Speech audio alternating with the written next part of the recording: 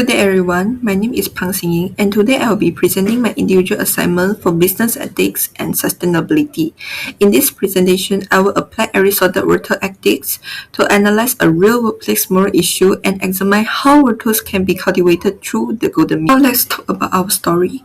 This case took place during an export shipment to Adelaide, Australia.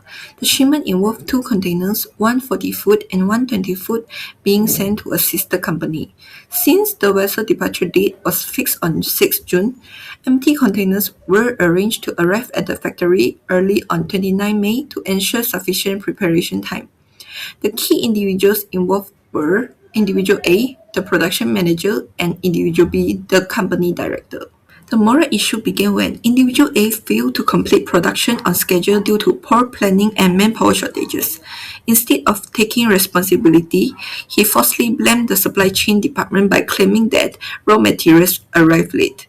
Individual B immediately accepted the accusation without verifying any facts and unfairly penalized the innocent team. The situation became more serious when Individual B instructed staff to conceal spare parts from custom declaration to avoid paying a 10% import tax. Therefore, the case involved dishonesty, favoritism, and unethical decision-making. According to Aristotle, virtues and vices are developed through repeated habits.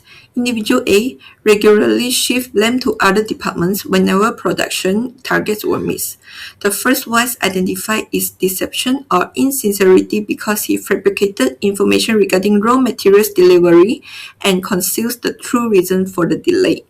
The second vice is cowardice because he lacked the moral courage to admit his mistake and take responsibility for his department's failures.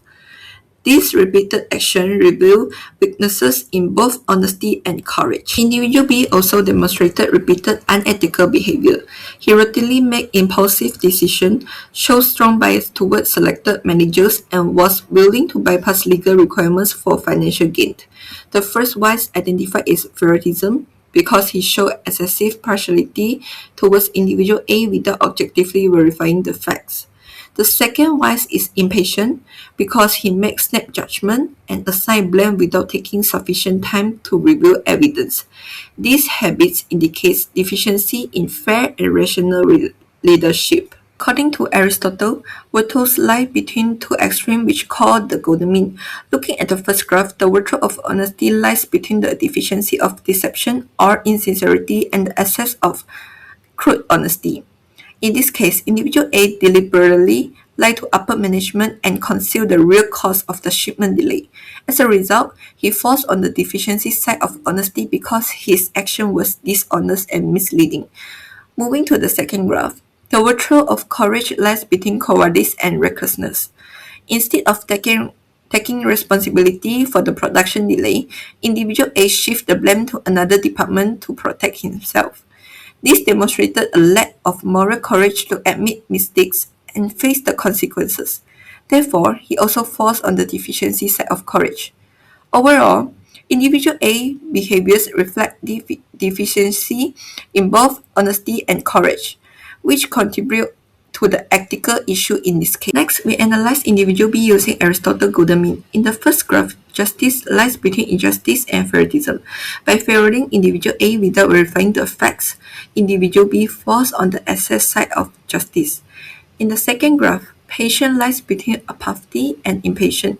Because he makes snap judgment without proper investigation, he falls on the excess side of patience. Overall, this graph shows how Individual B divided from Aristotle's ideal balance of character. To reform Individual A, virtues must be developed through repeated practice. Using Aristotle's band-stick principle, the individual should intentionally move in the opposite direction of his vice. To develop honesty, he should keep a daily accountability log, report delays immediately, and consistently communicate truthful information.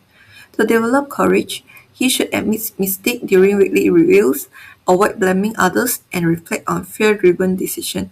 Through repeated practice, honesty and courage can gradually become part of his character. Individual B, the goal is to cultivate justice and patience. To develop justice, he should actively verify evidence before assigning blame and review neutral data rather than relying on personal preferences.